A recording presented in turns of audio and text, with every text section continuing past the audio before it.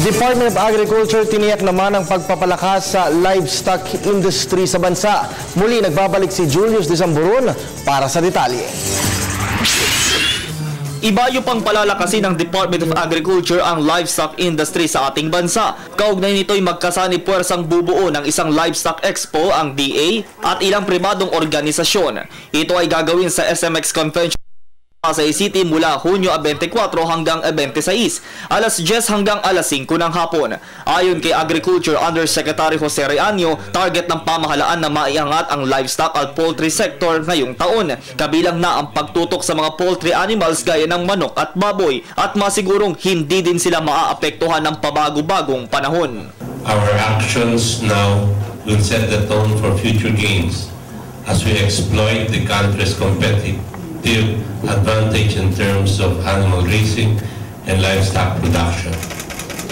With the country being free from transboundary animal diseases such as FMD and zoonotic diseases, it will put the stakes together to make the agriculture sector more competitive vis-a-vis those of other ASEAN countries.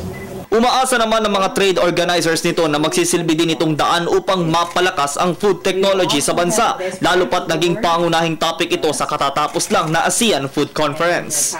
We are inviting counterparts in other ASEAN countries in the livestock industry, whether they are from Malaysia or they are from Vietnam or Indonesia, and to invite them to come here to see how there can be cooperation among the ASEAN countries. Food science is a discipline that's been recognized for approximately 80 years.